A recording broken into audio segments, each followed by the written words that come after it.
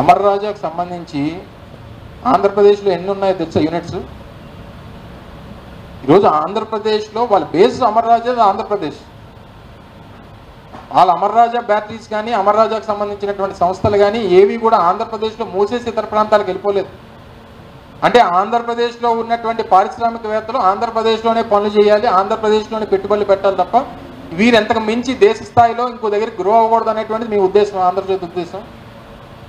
వాళ్ళ ఉద్దేశం ఏంటంటే మేము గ్రో అవుతూ ఉన్నాం, మాతో పాటు మా రాష్ట్రంతో పాటు ఇతర రాష్ట్రాల్లో కూడా మా పెట్టుబడులు పెడతాం అన్నటువంటి ఉద్దేశంతో ఇతర రాష్ట్రాల్లో పెట్టుబడులు పెట్టారు. కానీ ఆంధ్రప్రదేశ్లో మూసుకొని ఎక్కడికి వెళ్ళిపోలేదే.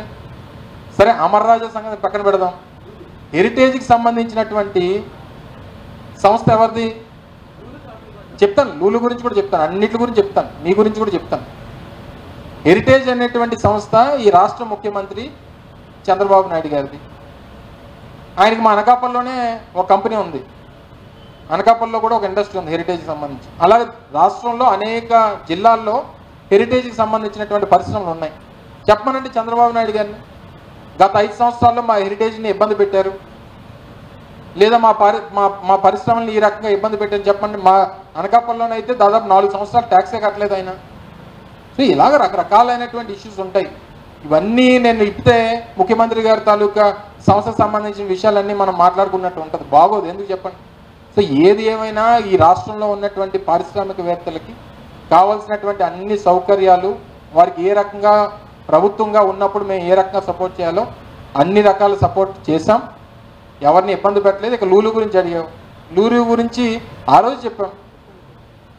1000 కోట్లు విలువైనటువంటి ల్యాండ్ 500 నుంచి 600 కోట్ల రూపాయలు పెట్టుబడి, నువ్వు చేయవా, నువ్వు పెట్టవా మాలు? సో నేను అనేది ఏంటంటే, ఒక ఇన్వెస్ట్మెంట్ వచ్చినప్పుడు ఆ ప్రాంతంలో ఎకనామిక్ గ్రోత్ అనేటువంటిది వచ్చినటువంటి ఇన్వెస్ట్మెంట్ వల్ల ఆ ప్రాంతం ఎదగాలి తప్ప ఆల్రెడీ ఎదిగి ఉన్నటువంటి ప్రాంతంలో నువ్వు ఇన్వెస్ట్మెంట్ పెట్టాలంటే ప్రతి ఒక్కరు ఇన్వెస్ట్మెంట్ పెడతారు. సో ఆ ల్యాండ్ వాల్యుబుల్ ల్యాండ్ ప్రభుత్వానికి సంబంధించింది, ప్రభుత్వానికి పరంగా ప్రజలకు ఏ రకంగా ఉపయోగపడాలన్నటువంటి ఉద్దేశంతో ఒక నిర్ణయం తీసుకున్నాం. ఆ నిర్ణయం ప్రభుత్వం తీసుకుంది, ఆ రకంగా నిర్ణయం తీసుకుని ముందుకెళ్ళాం, ప్రజలకు చెప్పి చేశాం. ఇంకా చేశాం కాబట్టి ఇవన్నీ ఈరోజు చంద్రబాబు నాయుడు గారు ఓపెన్ చేశారు. చెప్పాను కదా, అవన్నీ చేశాం కాబట్టి ఈరోజు చంద్రబాబు నాయుడు గారు 16 సంస్థలు ఓపెన్ చేయగలిగారు. అలాగే అనేక రకాలైనటువంటి సంస్థలను తీసుకుని వచ్చాం. ఎనీ టైం ఈ రాష్ట్రం తాలూకా బాగోగుల కోసం, ఈ రాష్ట్ర భవిష్యత్తు కోసం ఈరోజు పోర్టులు నిర్మాణం ఎందుకు చేపట్టాం? గతంలో ఎందుకు చేయలేదు? ముఖ్యమంత్రిగా 14 సంవత్సరాలు చంద్రబాబు నాయుడు గారు ఉండేవారు. ఎందుకు ఒక పోర్టు నిర్మాణం చేయాలని చెప్పి ఎందుకు ఆలోచన చేయలేదు? ఇప్పుడు ఎందుకు చేశాం? పోర్టుల నిర్మాణం వల్ల ఆ పరిసర ప్రాంతాల్లో ఇండస్ట్రీస్ వస్తాయి, ఇండస్ట్రీస్ వస్తే ఎకనామిక్ గ్రోత్ పెరుగుతుంది, ఎంప్లాయ్మెంట్ పెరుగుతుంది అనేటువంటిది ప్రభుత్వ ఉద్దేశం.